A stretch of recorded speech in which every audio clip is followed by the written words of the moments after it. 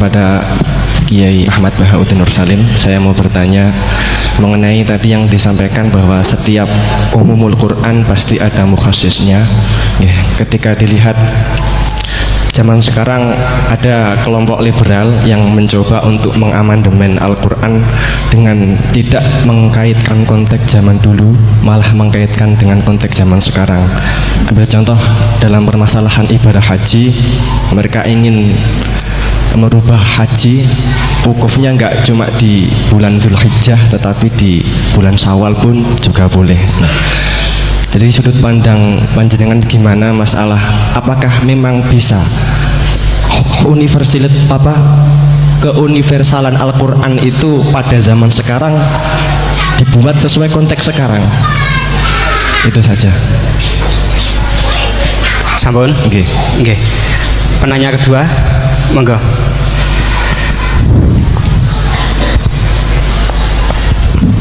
Assalamualaikum warahmatullahi wabarakatuh. Waalaikumsalam. Dumateng Yai, ini ada pertanyaan tentang penafsiran Al-Quran berdasarkan ilmu sains. Untuk abad sekarang kita mengenal teori ledakan besar yang sudah sangat populer. Namun walau demikian ilmu ini masih dalam bentuk zon yang wakilnya hakikatnya kita belum tahu dan belum yakin secara pasti. Namun teori ledakan besar ini kemudian disinkronkan dengan Al-Quran dengan penafsirannya bahwa ternyata di dalam Al-Quran itu sudah ada teori ledakan besar. Pertanyaan saya begini, menimbang ilmu teori ledakan besar ini adalah ilmu dzon, ini masih memungkinkan ilmu ini salah, sehingganya penafsiran terhadap Al-Quran ini menimbulkan kekhawatiran, yakni kalau ilmu ini sebenarnya salah kemudian disinkronkan dengan Al-Quran, nanti ada penyalahan dalam penafsiran. Namun sisi lain terdapat kebaikan, yakni ada banyak orang bicara bahwa Al-Quran turun sekian ratus tahun lalu ternyata di dalamnya memuat teori ledakan besar yang baru muncul abad modern ini. Dari penjelasan ini pripun monggo Yai tentang penafsiran berdasarkan ilmu yang masih dzon, yang belum hakikatan seperti ini, monggo. Oke, sama namanya. Oke. Sing pertama Pak Ulil, yang kedua Pak Anwar. Itu sudah sama-sama keren Pak ya. Nggih. Pak mahasiswa. Pak Ulil apa Ulil? Ulil. Pak Ulil. Ulil apa? Ulil Absor. Sudah Ulil Absor, sudah bener ya. Itu namanya sudah bener. Nggih. Yang kedua Anwar ya? Kedua Pak Anwar. Enggak, sudah gitu dulu. Cekap dua dulu. Sing pertama mungkin nek jenengan niki pertanyaan yang pertama, apakah keumuman Al-Quran bisa ditaksis sesuai konteks sekarang, konteks sekarang kekinian niki. Niku pertanyaan yang pertama. Pertanyaan yang kedua, kejadian sains yang sesuai dengan sains, ilmu sains niku apa bisa juga dibenarkan ditafsirkan ke Al-Quran, mengingat ilmuwan-ilmuwan sains sekarang mengatakan bahwa Al-Quran itu banyak yang sesuai dengan sains akhir-akhir ini. Nah, seperti ledakan besar niku kalau diarahkan ke Al-Quran, apa memang sains itu sebenar-benarnya persis dengan Al-Quran atau masih ada kemungkinan nggak sama? Hafal Quran bukan? Buatan apa belum? Tapi hafal juz 30. Nggak betul. Enggak. Ya, Yeah. ini rileks saja ya. Memang saya ulang lagi, memang syaratnya tuh hafal Quran tadi. Enggak, karena begini, saya berkali-kali berdebat sama orang-orang liberal ya. Sekarang saya tanya, mereka kan senang sekali ya mengutip ayat la ikraha fiddin, bahwa dalam agama itu tidak perlu pemaksaan.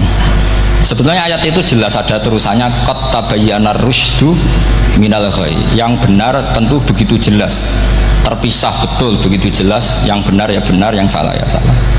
Sehingga kita tidak perlu memaksa orang, misalnya 2 ditambah 2 itu 4, terus kamu paksa. Kalau nggak mengatakan 4 tak penjara, itu tidak perlu. Kalau orang waras pasti bilang 2 tambah 2 4, 1 tambah 1 2. Kebenaran la ilaha illallah itu seperti itu, kebenaran yang begitu nyata sehingga tidak butuh dipaksa. Jadi sebetulnya la ikraha fiddin itu konteksnya, karena kebenaran benar-benar sudah punya eksistensi yang nyata, untuk diakui itu tidak butuh pemaksaan. Orang seluruh Indonesia kan bilang 1 tambah 1 itu 2, nggak usah diintimidasi nanti ditangkap Pak Gatot gitu. Ini tidak perlu.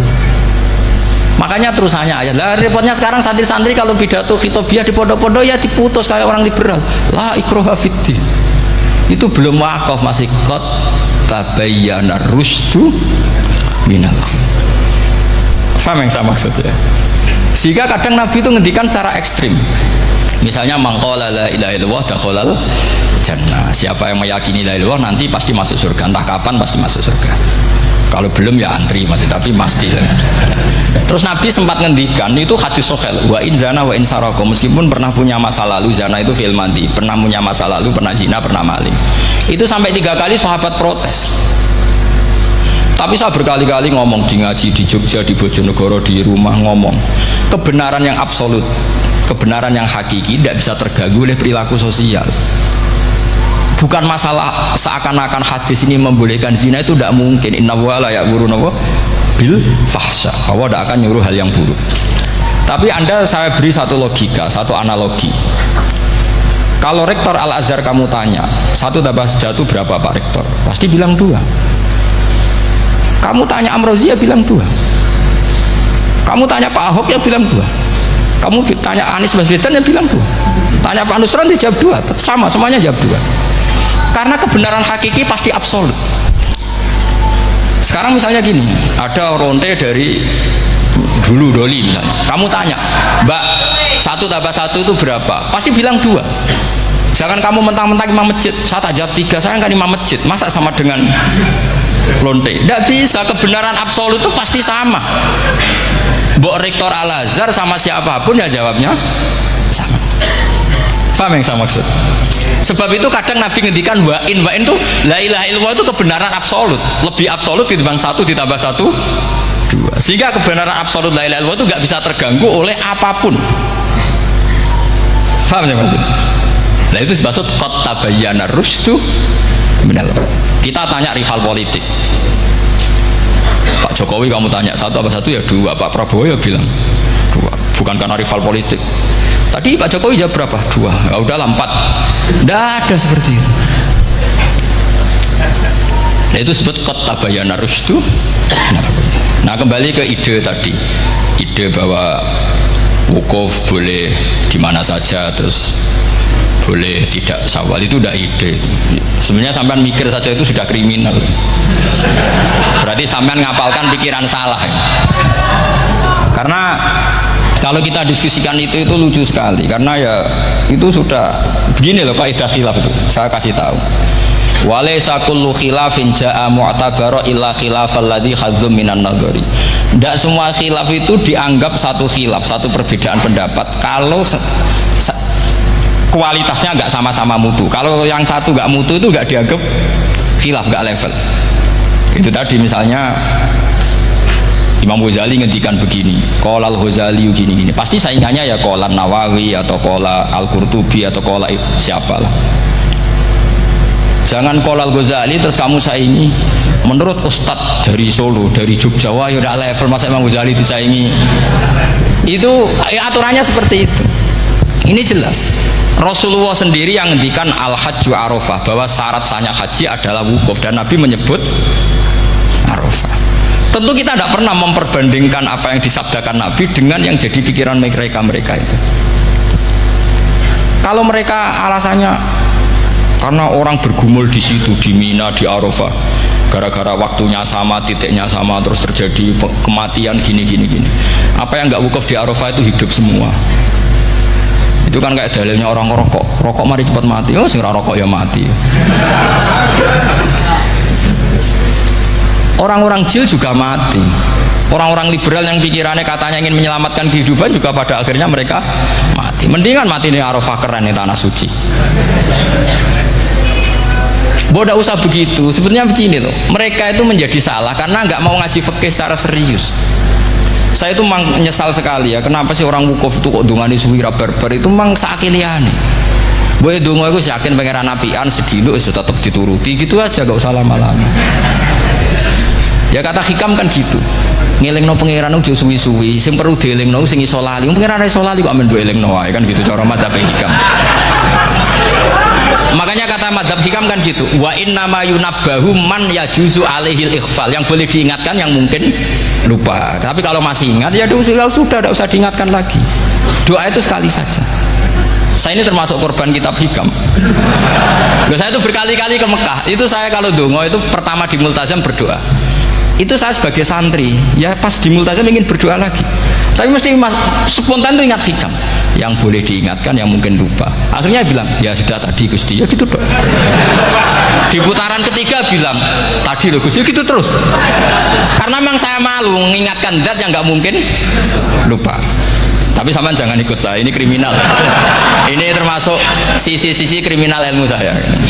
Tapi ilmunya ada, sampean cari di hikam. Wa inna ma yunabbahu man yajuzu alihil ikhfal. Yang boleh diingatkan, yang berpotensi lupa. Mungkin Anda punya dalih, wah aku dongo mau nunjukno butuh Gus, tapi ra kepen disembadani. Ya alhamdulillah aku yang ngono.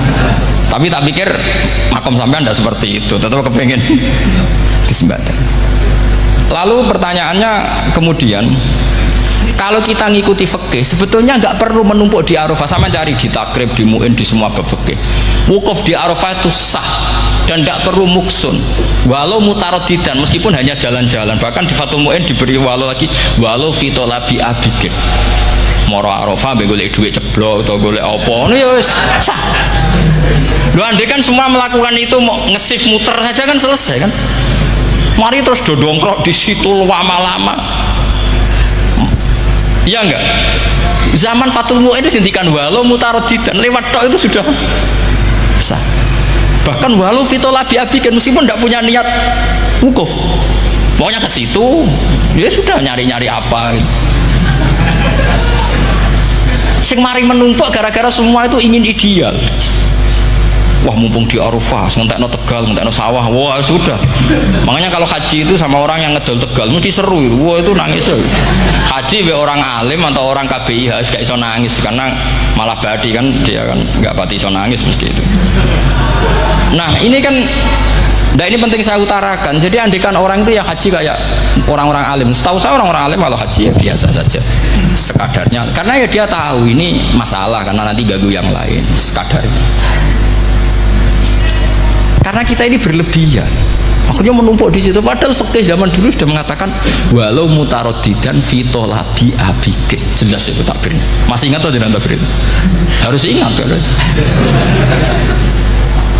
Jadi ini kan problem kita lagi-lagi tidak hafal, kita tidak menguasai ngotok fikih.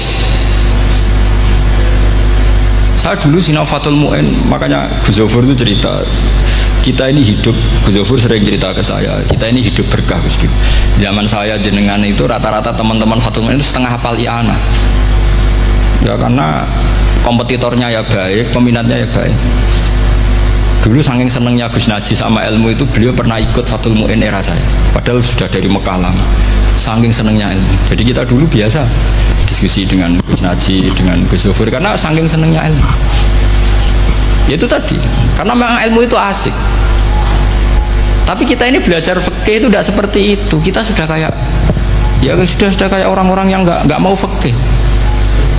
Wong nak dongo ning Arafah gini-gini terus, ya hanya gitu-gitu. Tidak mikir kalau ganggu orang lain itu begini itu gak dipikir. Itu satu. Jadi menurut saya, sampai jangan pernah terlintas bahwa pendapat jil atau apa saja itu pendapat. Walaysa kullu khilafin ja'a mu'tabaro illa khilafal ladzi khadzu minan nadhari. Tidak semua khilaf itu kita hitung khilaf kecuali yang kualitasnya sama. Kecuali begini kualitasnya agak sama. Misalnya sholat jenazah. Sholat jenazah itu trennya kan mayit di depan, terus imamnya itu di belakang. Nah itu boleh, ada ulama mengatakan nggak apa-apa. Sholat jenazahnya di depan, mayit imamnya di jenazahnya di belakang, imamnya di depan. Meskipun itu tidak lazim, tapi masih masuk akal. Itu tadi fa'innal janazah laisat bimanzilatil imam. Piye jenazah ora imam wajib kok ngarep. Alasannya apa? Lu itu udah orang liberal, itu kitab Mahalil. Kaul awal jenazah harus di depan, kaul sani tidak harus. PP jenazah itu tidak imam. Coba alasannya di depan apa? Dia ada tidak imam. Kalau seperti itu masih khilaf karena sama-sama ulama. Dan khilaf ini dipraktekkan, tapi jangan di sini loh, karena jadi fitnah.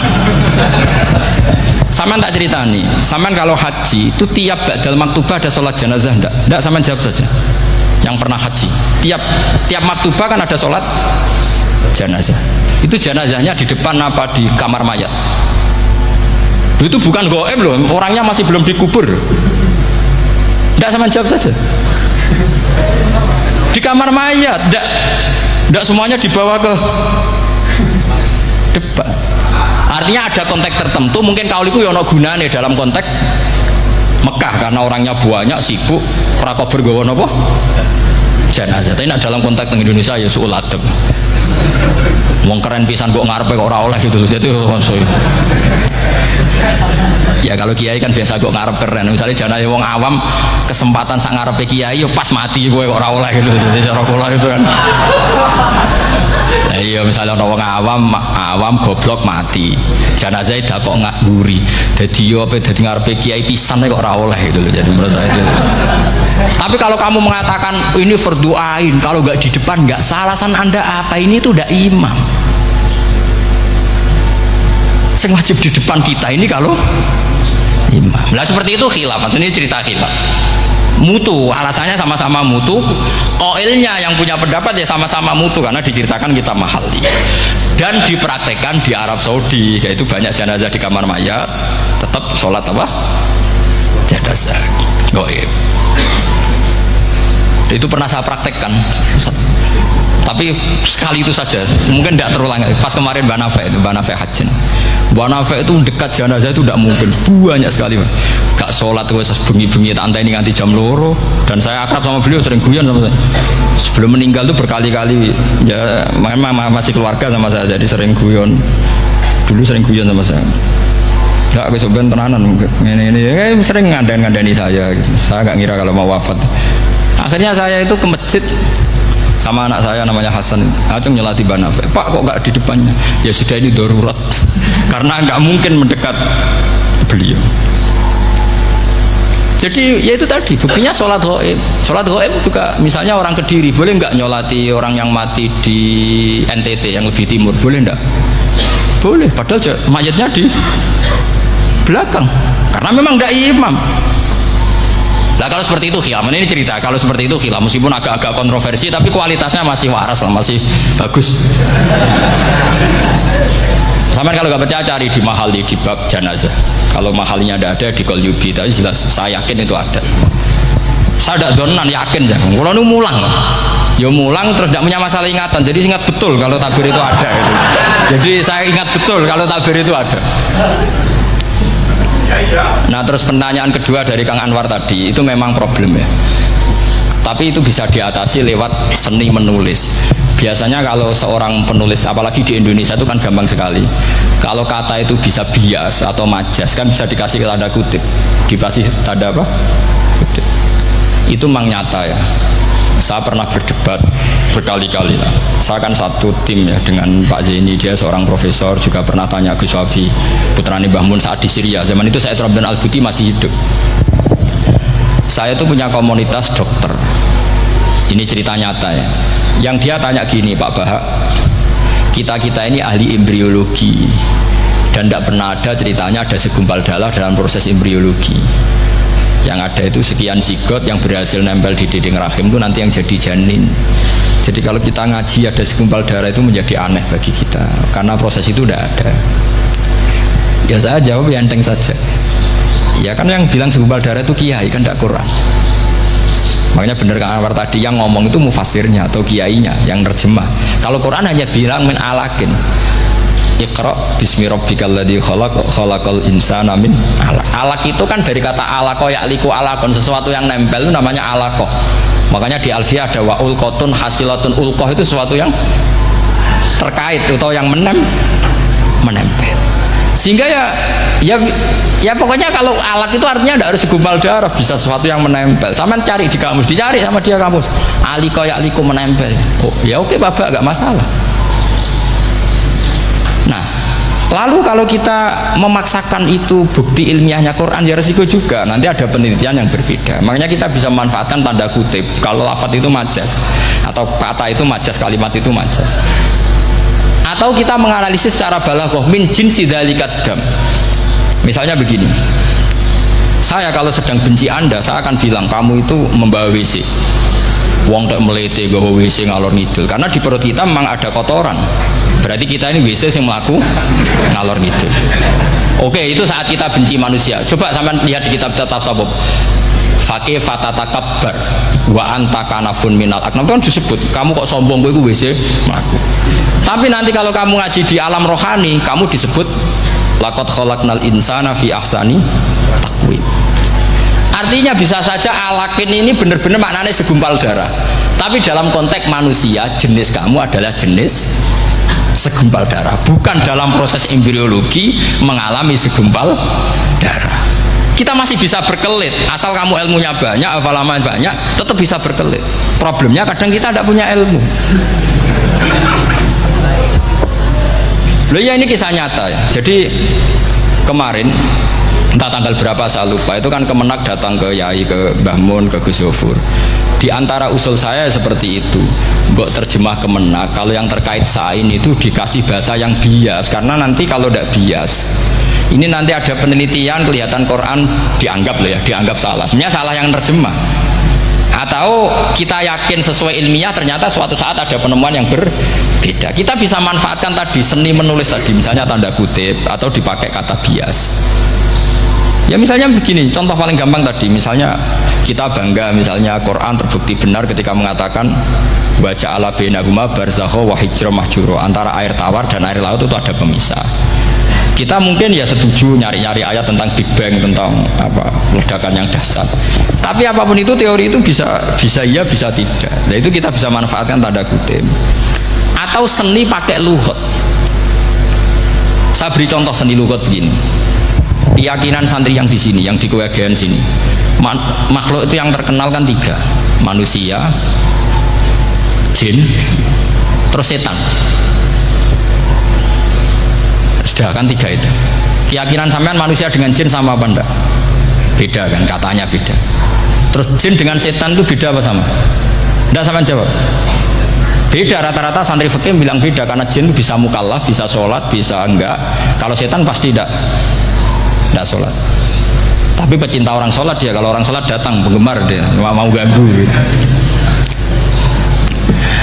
Nah sekarang pertanyaannya gini, lalu ketika para ulama mengatakan jin dan malaikat itu beda, jin dengan setan beda, tapi di Quran itu ada loh ayat fasajadu illa iblis kana minal jinni fafasaqa an amri rabbi. Jelas ayatnya di surat Isra kalau nggak salah tuh, kana minal jin, karena ono sopo iblis iku minal jinni.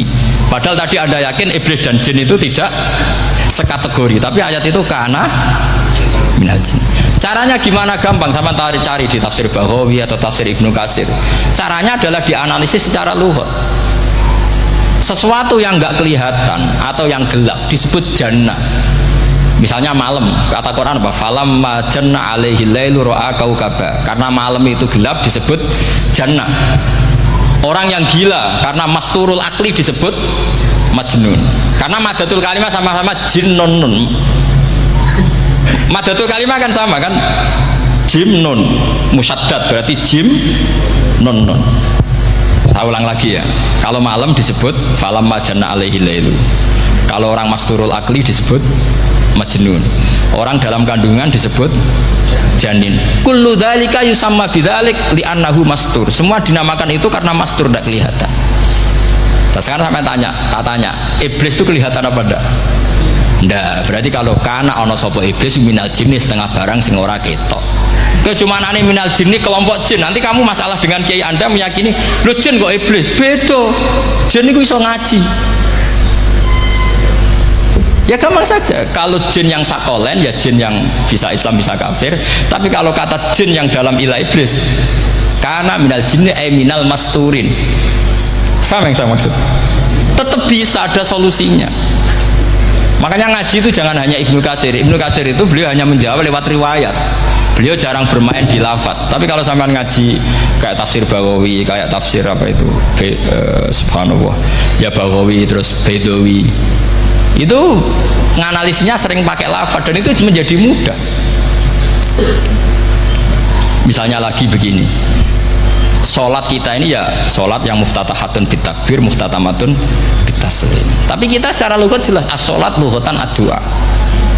Dan ada lafaz di Quran yang nggak mungkin kita maknani sholat itu dengan makna sholat sing mustalah alaihim tal fuqaha, yaitu di ayat khud min amwalihim shadaqatan tutahhiruhum wa tuzakkihim biha wa sholli alaihim inna sholataka sakanullah. Muhammad, kalau ada orang zakat ke kamu, sholli alaihim, kamu harus mensolati mereka. Wong cek urip kok di solati, pasti maknane sholli ai utulahum, kamu mendoakan. Terus inna sholataka sakanullahum ai du'auka sakanullahum, doa kamu membuat mereka tenang.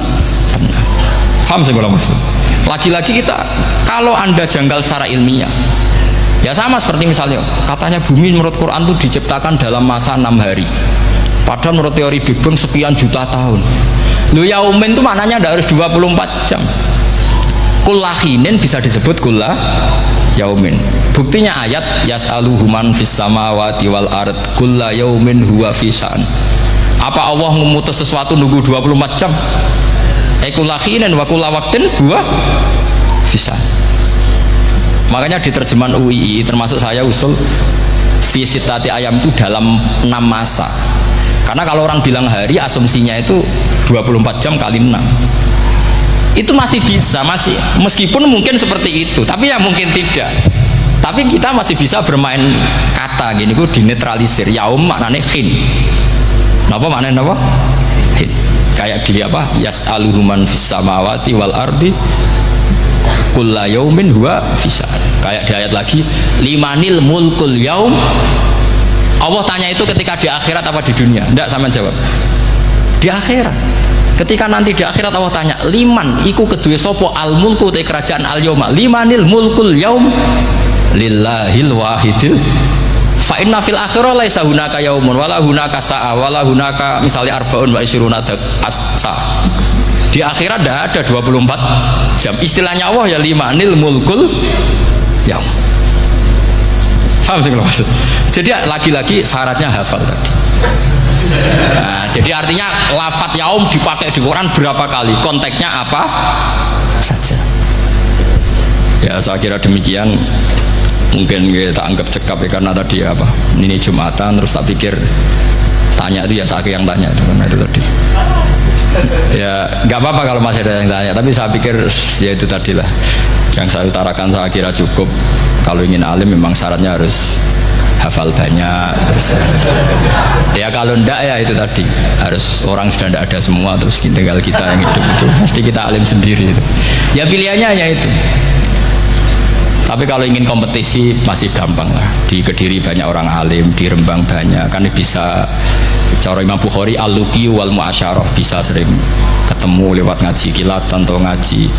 Karena kiai banyak, ada yang kiai fanatik khatam kilatan di sarang ya banyak. Kados kisah itu ngaji butuh khatam itu barokah, kan pernah mendengar sekian. Ada kiai yang senengannya yang penting faham, ada kiai yang kebetulan nasibnya baik ya faham ya khatam. Itu ada santri macam-macam, yang penting khatam ya, ono yang penting faham, ono yang penting ya penting untuk barokah. Repot asalnya, repot es. Tapi yang penting itu saya mohon lah, kalau orang lain tahu Quran lewat terjemah, kita kalau bisa jangan lah. Kita ini ngaji Jalalain, ngaji tafsir Sawi, ngaji macam-macam. Saya itu kalau sinau tafsir itu tak ulang-ulang. Saya itu sampai lupa khatam Jalalain berapa kali itu sampai lupa.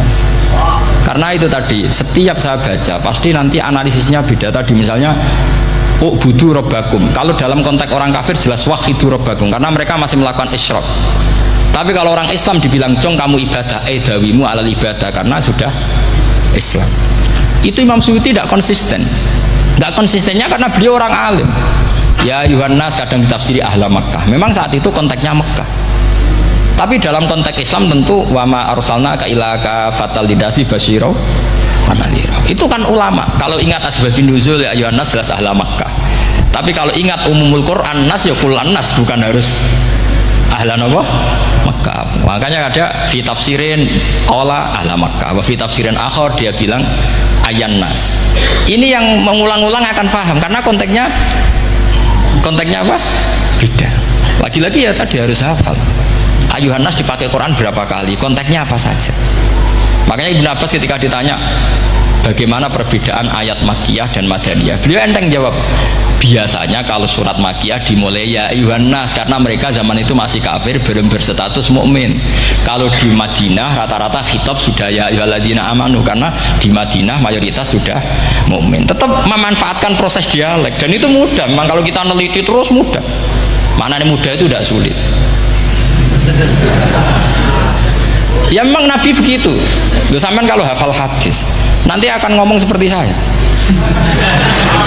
Loh, itu otomatis. Misalnya begini, Nabi itu tanya, ya Rasulullah, dilani ala amalin gini-gini, terus terakhir dia ya yudkhilunil jannah, yang bisa masukkan saya ke surga. Nabi jawabnya itu, inna dzalika yasir, itu gampang. Tapi terusannya yang nggak nguati alaman yassarahu wah. Oh itu gampang dong bagi uang sing digampang no pangeran. Orang kalau Nabi wah ini sulit, tidak semua orang masuk surga. Nabi jawabnya inna dzalika yasir, itu gampang. Tapi terusannya alaman yassarahu wah. Ya mengen Quran adatnya ya gitu. Inna dzalika ala wah yasir. Ya itu gampang. Bukan berarti kita nyepelek non, enggak. Memang ya itu tadi. Sesuatu sulit itu kalau kita tidak tahu rumusnya, sebenarnya kita tahu, cuma tidak mau. Sama tahu kalau rumusnya ingin alim tafsir harus hafal Quran, hafal hadis, pernah ngaji etkon, ngaji ini, tahu, tapi kan nggak mau. Akhirnya mau takut, caranya ngalim bagus. Aslinya ngerti, nak caranya aku ngerti. Gelemnya sing raga. Nah itu kan gitu. Ini kebetulan kan ngomong fakta biasa mawon, betul. Ya seperti kamu mau ke Jakarta kan jauh, tapi tetap gampang. Caranya beli tiket gini-gini ya kan. Ya kalau ingin alim tafsir, satu hafal Quran, dua minimal setengah hafal Jalalain. Nanti kalau Jalalain janggal, kamu ngaji Sawi, karena banyak juga Jalalain yang diprotes sama Imam Sawi, dikritik, itu kan wajar ya. Sarah itu hanya membenarkan yang di matan ada masalah. Takrib kurang barokah, ya ada beberapa yang dibenarkan Sarah. Saya takrib ngendikan mabit bimina sunat apa wajib. Kalau di kitab Fathul Qorib sunat, di Sarah dibenarkan, kalau yang benar itu wajib. Takrib bilang sholat jamaah itu sunat muakkadah, di Sarah dibenarkan itu fardu kifayah. Ya sama di Jalalain kadang ada masalah seperti itu. Imam Suyuti meyakini satu hal, sama Sarah dibenarkan. Makanya ya Jalalain ya Sawi. Nanti setelah itu khatam semua, belajar tafsir Bawawi. Nanti kan alim sendiri. Apalagi di desa kamu tidak ada orang alim, wah hebat. Kak, kamu jangan hidup di sarang, di Lirboyo, di daerah-daerah, jangan hidup di Kuwagen, nyari daerah yang aman, aman dari kontrol maksudnya. Tapi yang jelas itu jawab dulu mudah. Kalau kamu menjawab sulit, kualat neraka sama. Iya bagaimanapun Quran disifati Allah walaqad yassarnal Qur'ana lidzikri fahal mim mudzakir. Makanya saya tadi ngomong, kalau Anda hafal seperti saya, pasti cara ngomong kayak saya. Kita mau ngomong Quran sulit tidak mungkin. Kita ini ingat kalau Allah mensifati Quran walaqad yassarnal Qur'ana. Fakaifa wasafahu wa bil yusri wa anta taqulu bil usri. Bagaimana Allah mengatakan yusrun kemudian Anda mengatakan usr. Neraka sama Anda bantah pangeran. Atau gini, kalau terpaksa muni sulit Gus, tapi sementara ini pokoknya tambahi gitu lah, nanti ya masih sulit, tapi ya bisa saja tidak sulit. Karena tadi bukti kalau Quran mudah, orang kafir ketika dibacakan yang nangis banyak. Raja Najasyi sebelum Islam dibacakan surat oleh Ja'far bin Abi Thalib nangis. Inna hadza wa ma nazala ala Musa lamin miskatin wahidah. Ini dengan Taurat pasti dari pintu yang sama, dari nur yang sama. Miskat itu nur. Faham nangis sampai wa idza sami'u. Sami'u itu belum Islam loh ketika itu.